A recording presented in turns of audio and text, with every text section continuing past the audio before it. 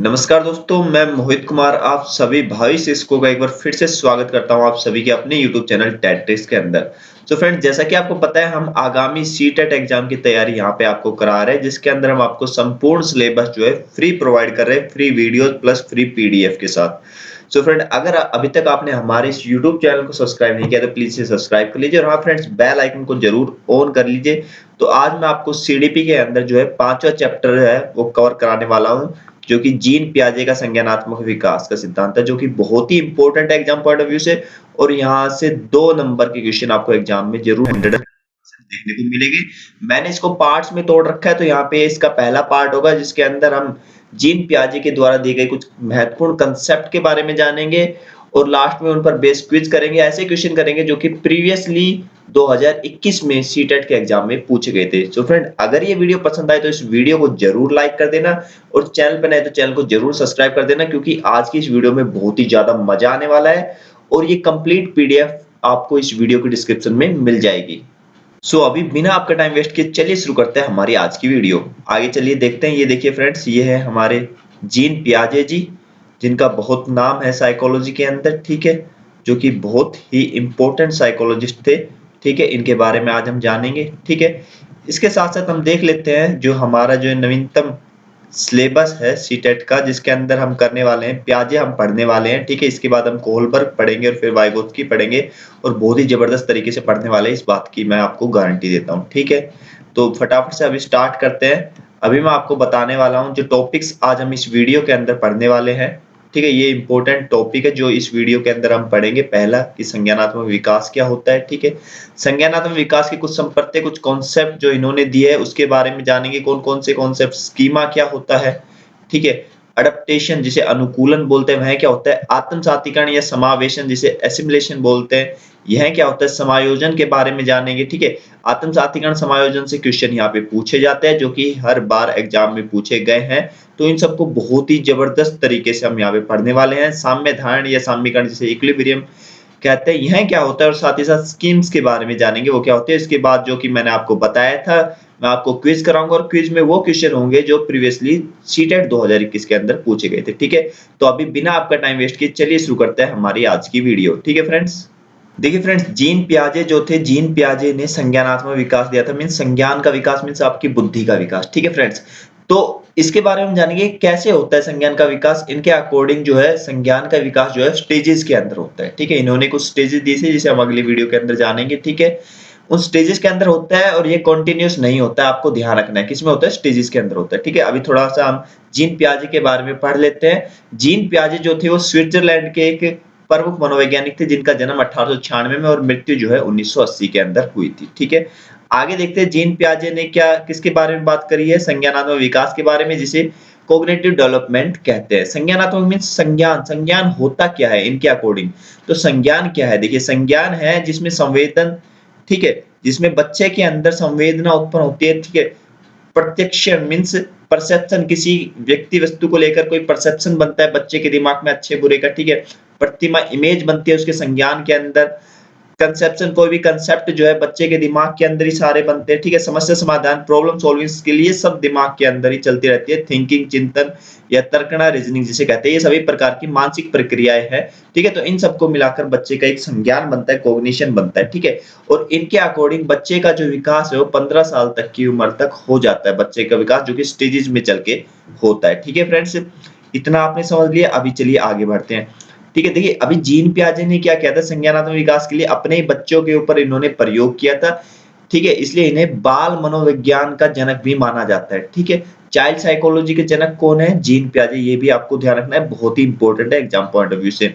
अब देखिए इनका मानना है कि बच्चों में जैसे जैसे जैविक परिपक्वता, बायोलॉजिकल मैच्योरेशन आती है, वैसे वैसे उनका संज्ञानात्मक विकास होता रहेगा।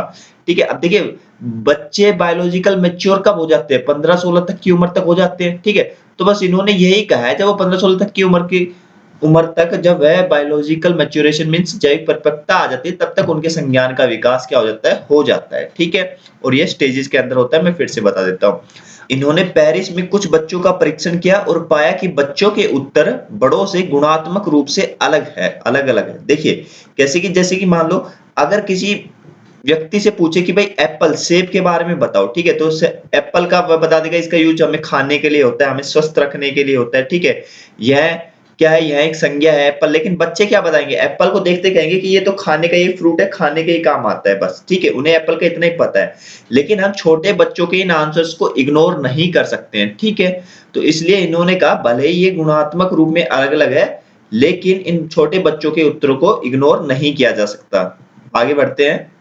आगे देखिए फ्रेंड्स, इनका मानना है कि जैसे जैसे बच्चों में जैविक परिपक्वता आती है, जैसे जैसे मैच्योरिटी आती है, वैसे वैसे वस्तुओं के गुणों के बारे में अपने दिमाग में सही संप्रत्य में सही कंसेप्ट बना लेते हैं, ठीक है। जैसे कि अगर मैं आपको बताऊं, जैसे कि जब आप छोटे थे और जब आप ट्रेन के अंदर ट्रेवल करते थे, ठीक है, ट्रेन के अंदर ट्रेवल करते थे, तो आपको क्या लगता था कि जो पेड़ होते हैं वो भी क्या ट्रेन के साथ साथ क्या करते हैं, ट्रेवल करते, चलते हैं, ठीक है। तो ये मिसकंसेप्शन जो आपके दिमाग में गलत संपत्ति जो बने हुए थे, वो धीरे धीरे टाइम के साथ साथ अभी वो क्या हो गए, एकदम सही बन गए, वो कंसेप्ट आपने करेक्ट कर लिए, ठीक है।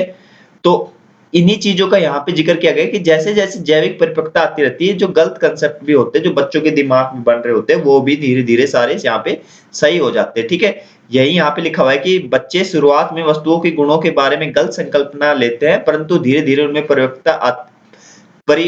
परिपक्वता आती रहती है तथा वे इस गलत संकल्पना को भी सही कर लेते हैं, ठीक है। आगे बढ़ते हैं। पियाजे के अनुसार बच्चा अपने भौतिक संसार फिजिकल वर्ल्ड में सक्रिय रचनावादी या वैज्ञानिक होते हैं। मतलब कि इन्होंने क्या कहा है कि जो बच्चे हैं ना, अपने फिजिकल वर्ल्ड में अपने आसपास का जो वातावरण है उसके साथ ही क्या करते हैं, अनुकूलन करते हैं।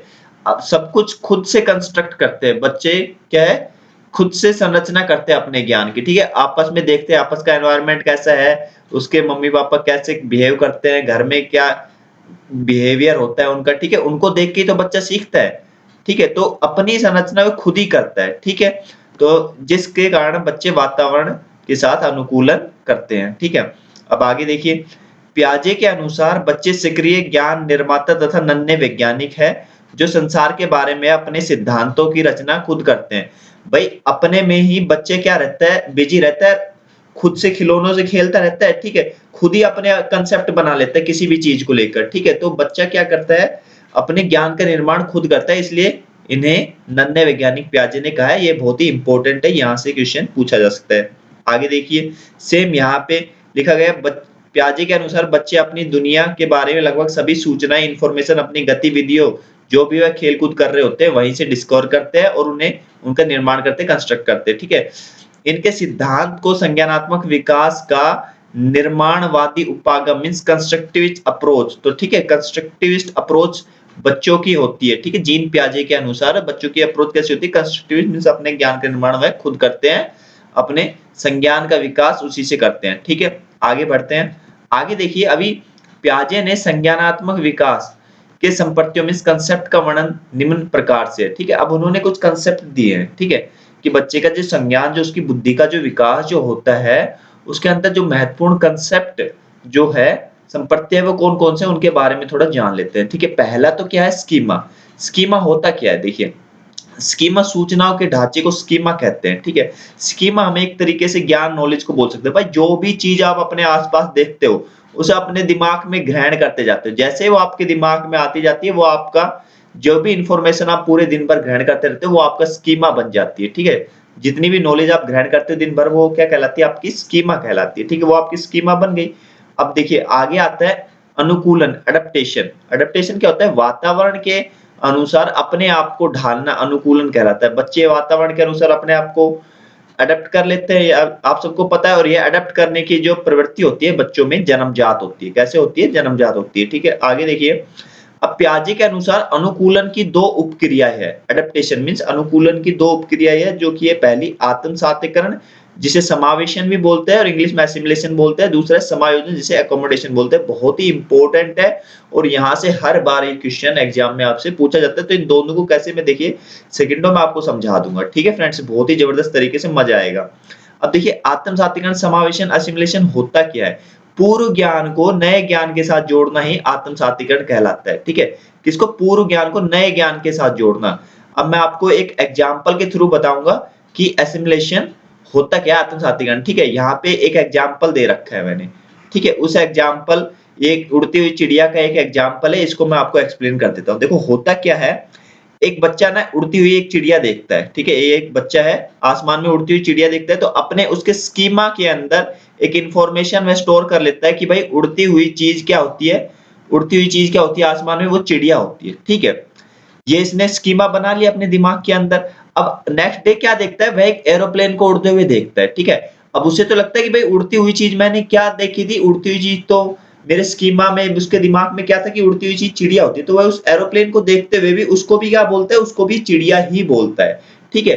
तो एक तरीके से क्या किया उसने, पूर्व ज्ञान जो क्या था कि उड़ती हुई चीज चिड़िया होती है, उसी के साथ नए ज्ञान को जोड़ के उसको भी उसने चिड़िया ही बोल दिया, ठीक है? तो पूर्व ज्ञान में नए ज्ञान को जोड़ना क्या हो गया, आत्मसातीकरण, जिसे हम समावेशन या एसिमिलेशन बोलते हैं। आई होप आपको समझ में आ गया होगा, ठीक है? अब आगे देखिए, अब मैं अकोमोडेशन भी आपको बता देता हूँ, समायोजन भी बता देता हूँ, ठीक है? जब बच्चा अपने पुराने स्कीमा में परिवर्तन करना शुरू कर देता है तो वह समायोजन की अवस्था होती है। देखिए अब क्या होता है, यहाँ पे उदाहरण में मैंने उसी एग्जाम्पल को थोड़ा आगे बढ़ा रखा है, मैं आपको थोड़ा सा समझा देता हूँ। यहाँ पे देखो ये बच्चा था, ठीक है? बच्चा ने अपने स्कीमा में क्या रखा था कि उड़ती हुई चीज क्या होती है, चिड़िया होती है, ठीक है?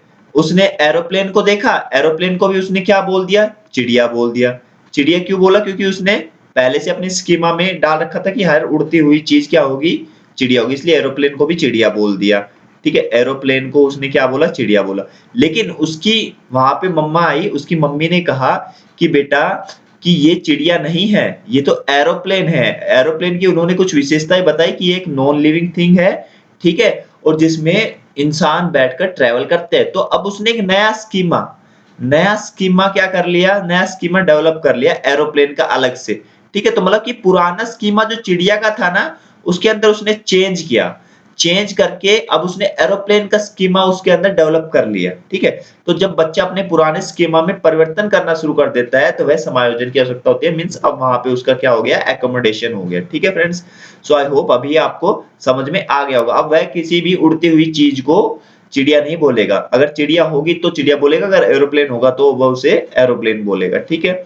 यहाँ पे ये देखिए, ये एग्जाम्पल जो मैंने आपको दिया था, यहाँ पे देखिए, यहाँ पे ये एरोप्लेन उड़ रहा होता है, बच्चा इसको चिड़िया बोल देता है, इसकी मम्मा इसे बताती है, इसको एरोप्लेन की कुछ विशेषताएं बताती है, फिर इसके अंदर नया स्कीमा आ जाता है कि भाई एरोप्लेन की विशेषताएं होने के बाद तब वह डिफरेंशिएट कर पाता है चिड़िया और एरोप्लेन के बीच में आसानी से, ठीक है? तो यहाँ पे इसका क्या हो जाता है, एकोमोडेशन हो जाता है, ठीक है? एकोमोडेशन जिसे हम हिंदी में क्या बोलते हैं, समायोजन, ठीक है? आई होप आपको समझ में आ गया होगा और ये क्लियर हो गए होंगे। आगे देखिए, यहाँ पे हमारा कंप्लीट सीटेट का फ्री कोर्स जो हम यूट्यूब के ऊपर प्रोवाइड करा रहे हैं पेपर 1 और पेपर 2 के लिए, देखिए यहाँ पे प्लेलिस्ट आपको दिख रही होगी, सीडीपी की प्लेलिस्ट, हिंदी पेडागोजी की प्लेलिस्ट, मैथ पेडागोजी की प्लेलिस्ट, मैथ की प्लेलिस्ट, यहाँ पे ईवीएस की प्लेलिस्ट। तो एक बार जाके हमारे चैनल को जरूर विजिट करिए, उसे सब्सक्राइब जरूर कर लीजिए अगर पहले अटेम्प्ट में आपको सीटेट क्वालिफाई करना है तो। अब देखिए इक्विलिब्रेशन, अब इक्विलिब्रेशन क्या होता है, साम्य धारण एक ऐसी प्रक्रिया जिसके द्वारा बालक आत्म सातीकरण तथा समायोजन की प्रक्रियाओं के बीच एक संतुलन कायम करता है, ठीक है? जब बच्चा कोई भी नया काम करता है तो उसकी मानसिक प्रक्रिया असंतुलित हो जाती है, ठीक है? इसे दूर करने के लिए वह आत्म सातीकरण तथा समायोजन का सहारा लेता है, जिसे साम्य धारण कहते हैं। देखिए भाई, कोई चीज उसने एसिमुलेट की बच्चे ने, ठीक है?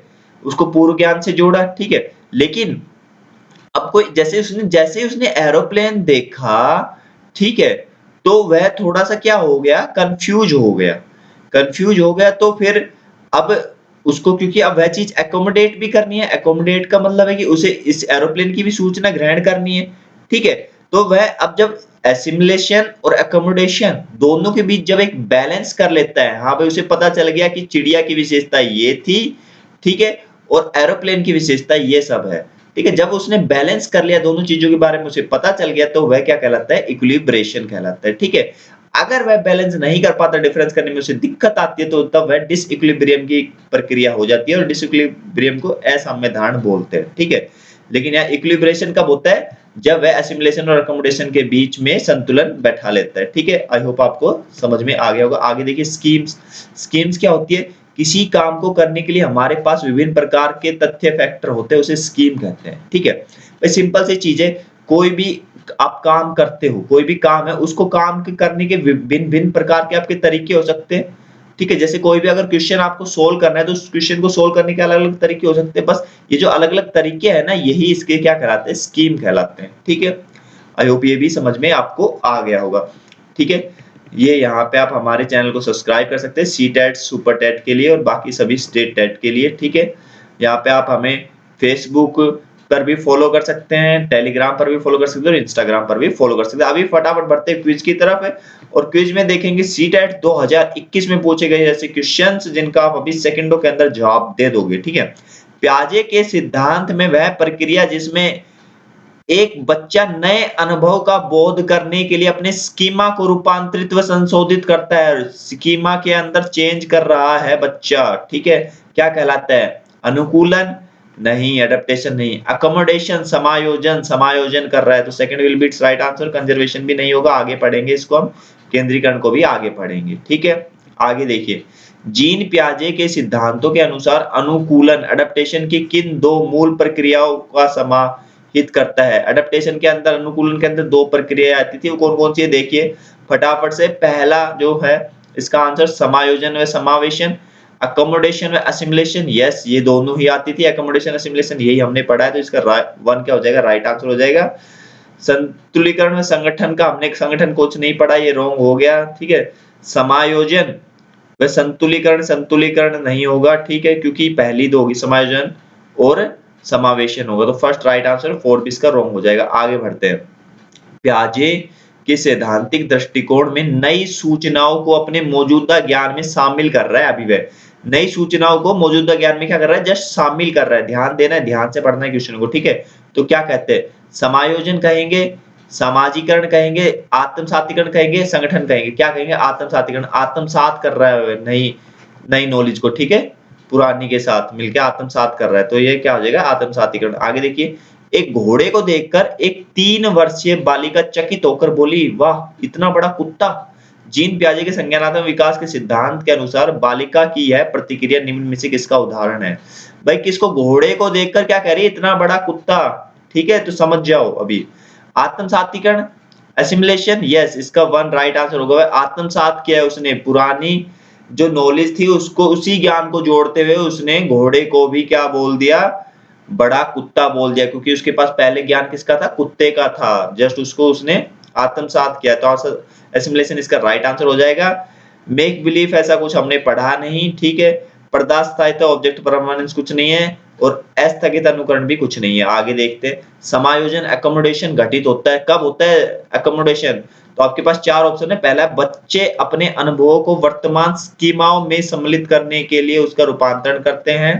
पहला। सेकंड क्या है? बच्चे अपने वर्तमान स्कीमाओं में परिवर्तन करके नए अनुभवों को, अभिप्राय को समझते हैं। सेकंड ऑप्शन ये है। थर्ड देखिए, बच्चे अपने स्कीमाओं को असंदर्भित खंडों, टुकड़ों में बांट देते हैं। चौथा है, बच्चे अपने मूर्त अनुभवों की जगह अमूर्त विषयों पर ध्यान केंद्रित करते हैं। ठीक है फ्रेंड्स, तो ये 4 ऑप्शन है आपके पास। तो इस क्वेश्चन को आपको मैं देता हूं होमवर्क के लिए और आशा करता हूं इस क्वेश्चन का जवाब मुझे कमेंट बॉक्स के अंदर जरूर देंगे। और साथ ही आशा करता हूं वीडियो आपको पसंद आई होगी। वीडियो पसंद आई तो इस वीडियो को लाइक कर दीजिए, चैनल पर नए तो चैनल को जरूर सब्सक्राइब कर दीजिए। सो फ्रेंड, मिलता है नेक्स्ट वीडियो में, तब तक के लिए टाटा बाय बाय।